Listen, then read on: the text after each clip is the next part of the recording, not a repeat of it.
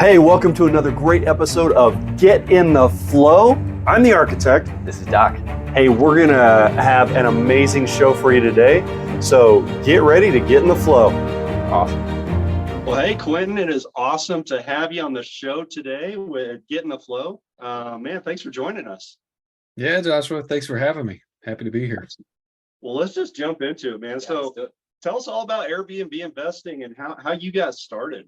Tell us a little bit about your background.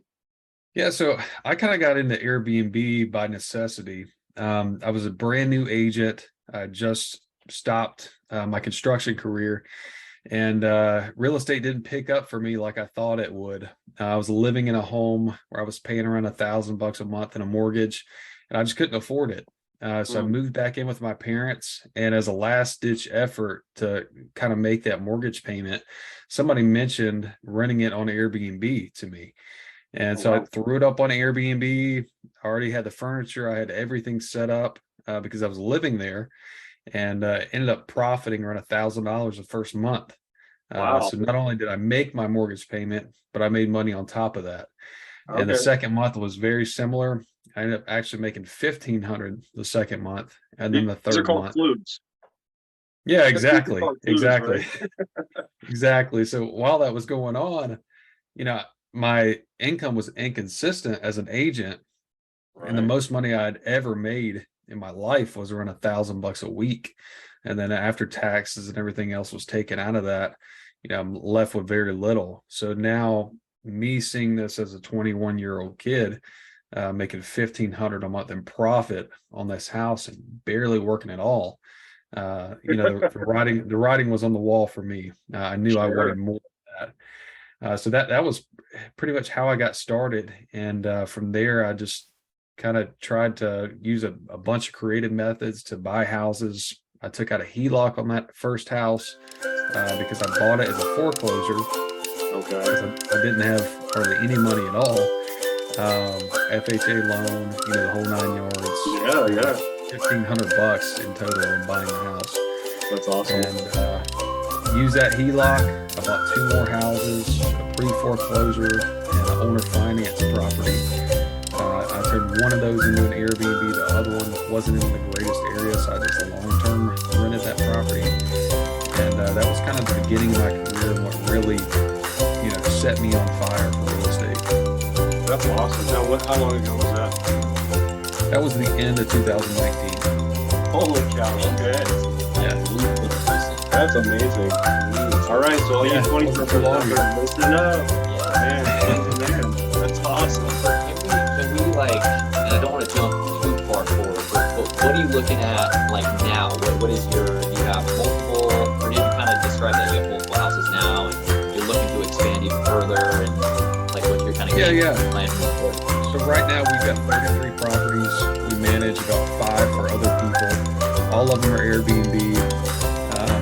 We even have a warehouse space where we're renting it and then subleasing it to another tenant. Really? Kind of working on the same model that we're using for Airbnb. I'll get into more of that, but basically our style of investing is we find a property that a landlord is renting as a long-term rental on Zillow or rent.com. We rent that house from the owner, and then with their permission, we sublease it on Airbnb. Okay. Awesome. We never have to buy the house. We don't have to put a down payment down. The only thing we're set to pay for is the first month's rent, the deposit, and then the furniture to fill the house. Nice. I love that. I mean, that's this amazing. This is something that's been running through my mind all the time is a more affordable way to get into it. This is exactly it. Holy cow, man. That's creative. Yeah. That's creative. Yeah. Well, okay, so you've been doing this for a while, and you're doing some coaching, and you're teaching other people how to do and duplicate your model. Yeah. So what are 3 of the biggest mistakes that you see from some of your students who are trying to invest in Airbnb? Yeah, that's a great question. So the top 3 I would say are the biggest mistakes. They don't know their market well enough. They don't know their numbers well enough. And then they're trying to set up and design a property by their preference and what they think looks good instead of looking at the market trends and what's popular. Okay. Okay. All right. Yeah. So Takes a little bit of research. can you break those down for us a little bit? I mean, what, okay, so how would they avoid those mistakes? So as far as, market knowledge, they need to be looking at sites like AirDNA, Mash Advisor, STR Insights, and then also Airbnb through the Traveler app to see what's actually out there, because Okay. there may not be, even any properties in the area that are making money. So, I've had some people come to me where they took a market where there was no demand whatsoever. They spent $15,000 putting furniture in it. They maxed out credit cards, and now they can't even make their monthly payments and their utilities because they have no demand. Wow. So that's probably one of the biggest mistakes to avoid is doing your market research. Make sure you're confident going into that market, and you're not, investing speculatively, and your numbers before coming in. So what do you look for that helps you decide this is a good market? So for us, I teach to work backwards. So our standard is $1,500 a month in profit per month. So Okay. we start there. If we want to make $1,500 in profit, we start $1,500. We add $500 a month in utilities, expenses, consumables, your paper towels, toilet paper, soap, Sure. and then we add on our cleaning costs. If we think we're going to have to clean the property 5 times a month, call another $500. So now, after all that, you're at $2,500 a month. So we know at a minimum, that's what our expenses are going to be. Or I'm sorry, I skipped a step. We know at a minimum, if we want to make $1,500 a month, our expenses and consumables are $1,000. Then we have to look for a rent cost that lines up with those goals. Yeah. So just call it another $1,500 for rent to keep things simple. Sure. So if our profit is $1,500, if our consumables and cleaning is $1,000, there's $2,500 plus another $1,500 a month in rent. So we know to hit all of our goals, we have to find a property that makes $4,000 a month in rent, or else we're not going to be profitable. We're not going to be able to pay our cleaners, and we're not going to be able to pay our utilities. Okay. Wow. All right. So are you typically running like the standard 21 days of occupancy? Is that kind of what you as a benchmark when you're starting? Yeah, about 65 to 70% occupancy is where we 60. run. Okay. Yeah. Okay. All right. That's all right. So But you're each something market is like- different. Yeah. Each market is different. Yeah. Sure. And seasonality as well. Back of the napkin kind of analysis. Yeah, exactly. Absolutely. I know what I'm writing down. It's kind of the back of the napkin right here. I'm gonna what kick it. So I can do this tomorrow. All right. So we kind of, okay. So that kind of helps us understand the market, and we look at some of those websites that you suggested. Now, the second thing was, remind me again. Know your numbers well enough, which we kind of bled into. Okay. But know what your numbers look like, what your average utilities are going to cost, what your Yeah. cleaners are going to cost. Some people jump in and they don't even know how much it's going to cost to get them to clean the property. Sure. Some people approach this business as, oh, well, I'll just clean the house so that I don't have to pay the money. Well, the problem is once you start to grow, You can't and now scale. you no longer have that money that you discounted for a cleaner. You plan on cleaning the house yourself. You're not making any money after you pay cleaners. So I always teach people to approach it as if you have 100 properties, you're not cleaning properties yourself. You Right. need to count in all of your costs, your utilities, your expenses, your consumables, and cleaning as if you had multiple properties and not just one. It's a business. It's not a side hustle. If you approach it as a side hustle, it's going to go into the ground. You're not going to make money. Right. I Right. like that. That makes sense. So which what sites are you advertising on? So right now we're only using Airbnb and VRBO. Okay. We do have some relationships with insurance companies. I've kind of built those up throughout my history, and that certainly helps to fill gaps and have longer term tenants and make more money as well. When people have claims on their houses. Yeah, so if somebody has a claim for a fire or a flood, like one of our most recent guests, they've stayed with us for 14 months. Wow. And we're profiting $1,800 a month every month they're with us. The insurance company is paying the bill. They're paying the bill Wow. and they pay it up front. So not only do we make more money, but we get that payment up front. So with us, they booked 7 months at first, which was, Yeah. I believe it was $26,000 was the total. That's a bummer. So Sorry to hear that. and yeah, definitely. And since we had that relationship with them, they were communicating with me. We didn't have a property available, but with the arbitrage model, we were able to find a house within 3 days. We had all our furniture delivered. Wow. The unit cost us around $13,000, and 3 days later, we got a $26,000 check. And then So- you've got, I'm guessing during that time, you're not paying for cleaning. You don't have any turnover. I mean, No. that's so do you do, obviously you're maintaining the property. Are you, in situations like that, you're not providing food or any of the toiletries, No. you're letting the people do their own? No, we get them Basically started turned it and into a then they long-term fulfill the rental. rest. Got it. Yep. Got it. Yeah, I mean, we pay the utilities from there, but Sure. everything else, all the consumables, things like that, they take care of. Oh, that's fantastic. Jeez, That's Louise. fantastic. Okay. All right, so we've got our market. Yeah. We've got our, You knowing the numbers. we know our Yeah. numbers. Yeah. And then the third thing. They design based on their taste and not looking at market Oh, trends. yeah. There we go. Okay. All right. So one thing that I will do to kind of help people just getting started is I'll do like a deep dive into their listing. I'll take like a quick Loom video myself going through their listing, telling them things that they can change and improve.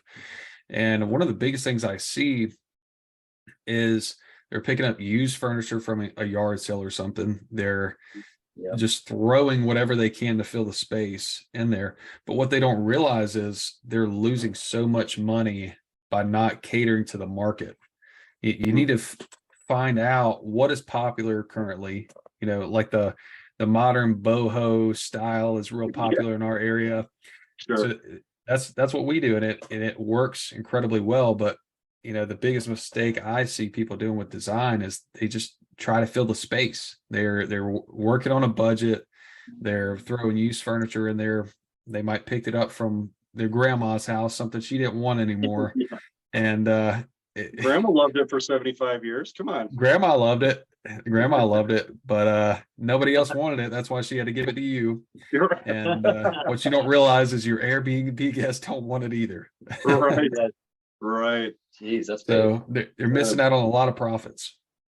Oh, that's amazing. So do you probably seem like you have a decent idea of these different experiences, because that's one of the things that I've heard is you have to almost to the extent of like each room has to have an experience. It's a totally different ball game than like it's just a house, you know. It's like no, they want to go there, they want a nice grill to cook on, or they want a cool couch to sit in. They want to feel at a different environment than their normal home. And so that's cool that you kind of give or offer that to your students of having that experience. Because for me, oh my gosh, I'd have to do some solid digging into what even boho means. Yeah, definitely. Well, I have to do some more research. think about it like this, and this goes to the experience side of it. Think about everything that you would want to experience on vacation that you either don't want to pay for or you don't have at home. Right. So nice brand new grill, you know, rope swings, you know, little decorative walls inside the home so people could take photos and post them on their social media, Oh, which that's gives cool. you more exposure as well. Yeah. Hammocks, you know, cornhole boards outside, fire pits, all these Cornhole. kind of stuff. That's sweet. Heck yeah. That's Exactly. that's spoken like a southeastern boy right there. Hey, that's right. North Carolina. North Carolina. Yeah, well, and I'm guessing like a trip to North Carolina where you're at would be very different. What the expectation would be for somebody traveling to Albuquerque, New Mexico. Definitely. Where we've never heard of boho, Yeah. but you probably don't do any Southwest. So We've had units. We had 7 units in Arizona, and that's a Okay. whole nother story. And Yeah. that's one of the mistakes that we made. And it goes back to the first one. We didn't know Okay. enough about our market. We didn't know our market well Okay. enough. Okay. So the supply in that market quadrupled within a 12-month period. Yeah. And Wow. we didn't do Were you enough in Phoenix? research. Were you in the Phoenix Uh, area? Yep, Phoenix, Scottsdale area. Yeah, Yeah. Phoenix Valley, man, that place has just been booming. Yeah, Yeah. it's booming, but unless you have a unit that really stands out, then you won't make money Yeah, because unless you can they've got provide a an lot of experience. inventory. They have a lot of Yep, inventory, a lot of stuff to choose from. Okay. So absolutely. how much do you find, we got a few minutes left here. So when you're looking at finding a property, are there neighborhoods, are there things to not look for and things to look for when you're selecting the location? Yeah, I mean, if there's an abandoned house next door, that's definitely a killer. Sure. We've had a couple students that they couldn't figure out why their property wasn't doing well, and they find out it's just in a terrible part of town.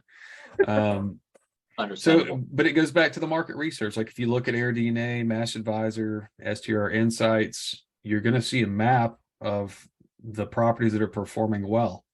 It doesn't make sense to go outside of that. You already have a proven concept there. Why not follow the lead Right. and just create a better experience? If you do what everybody else is already doing, but you improve upon it, then you'll always have a customer base.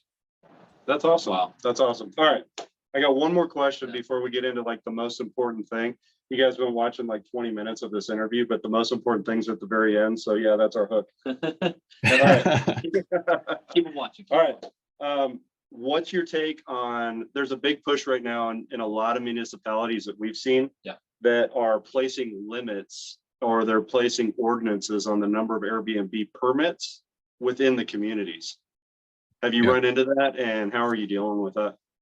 I have, and we've kind of experienced that in Dallas. We had 4 units in Dallas. We completely pulled out of Dallas because of new regulations, HOAs, neighbors being a problem. Really? They were actually placing signs down the side of their property line facing towards our house, so that when our guests came in, it was saying, no hotel, this is a neighborhood, all kinds of stuff, just hate towards us. So we Really? backed out of that market. But I mean, I actually think it's a good thing because, one thing about this business is it's super simple to get into. I mean, I was a 21-year-old kid. I had $6,000 to my name, and I was able to get into it with some used furniture and build up to, 33 units in 3 or 4 years. But once we have regulations that kind of lower or I'm sorry, raise the barrier to entry for people like that are trying to come in and do this business as a side hustle or throw grandma's furniture in it and try to compete, I think it will be better for not only the neighbors, but also the businesses like us that are competing at a high level. And, the mom and pop, side hustle people coming in are taking that market share from us. So not only will we make more money, we can perform at a higher level. We're more professional. We're coming in and we don't have all the problems that new hosts have. Like when I first started, I almost shut down because of parties. We're having so many issues with people throwing parties, destroying the house. Now we host over 170 people a month, and we may have one party every 3 months.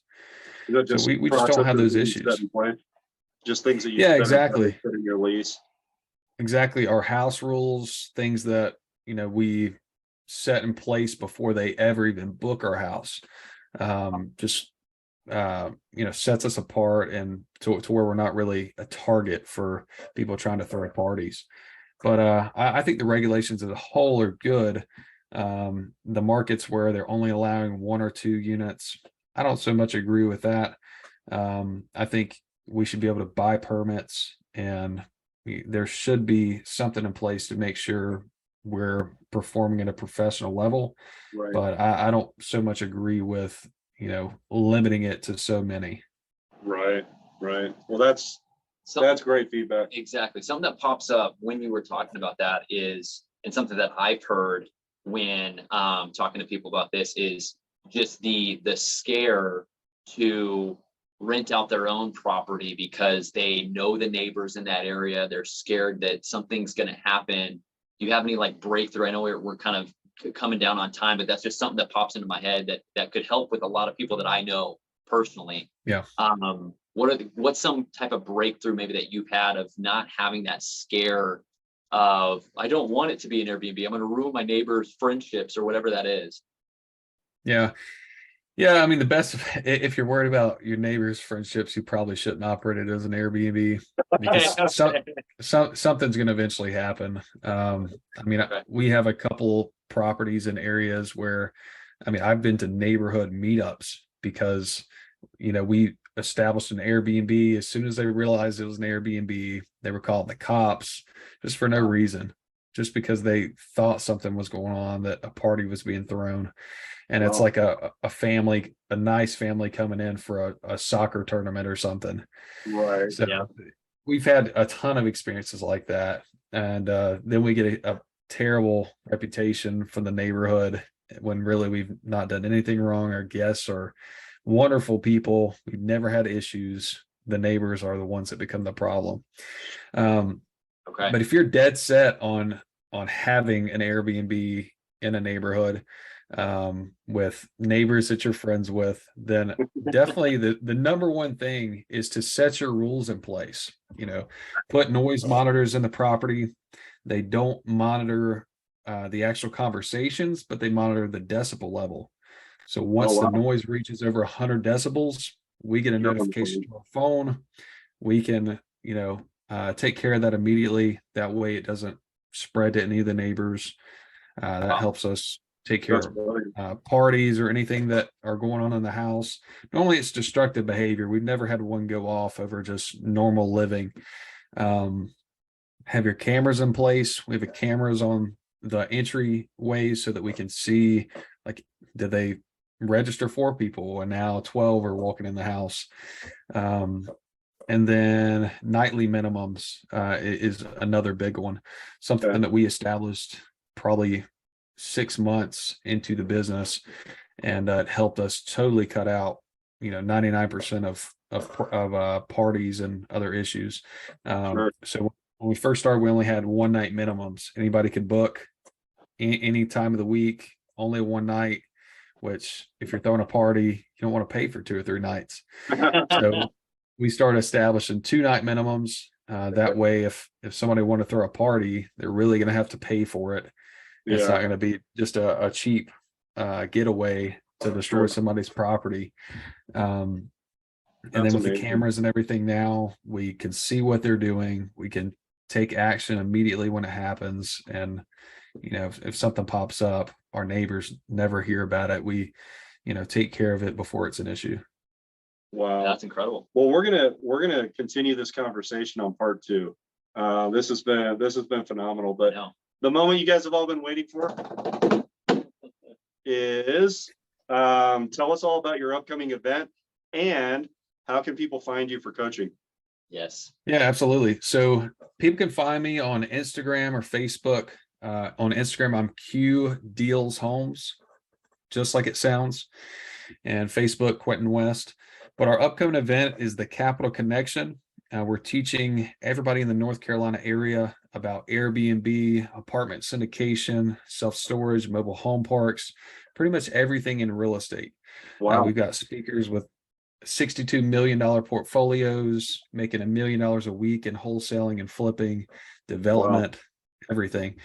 So the goal with this event was to not only teach upcoming investors, people that were interested in investing, about real estate in our area, the Triad area, North Carolina, but also help others like me in the middle.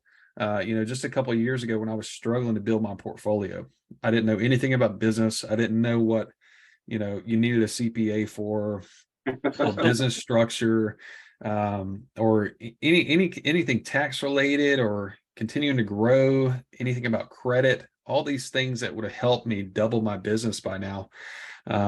That's what we want to open up, our experience for, and share with other people. So I'll be speaking on Airbnb. I've got 5 other speakers talking about their specialty. Our goal is just to spread value and help people continue to grow. And this is a live event? It's a live event. It's in That's Winston-Salem. It's $97. We feed you lunch. It's a full day event. So it's really a That's no-brainer if you want to learn about real estate. No brainer. We That's might have to awesome. fly out there. Guys, check out the links below. Make tune into part two. Part two, we're going to be talking about the ways that we can actually be successful in topping off. So subscribe below. Check out Quentin and his awesome coaching. We appreciate you tuning in. Heck yeah, thanks, Get in the guys. flow, guys.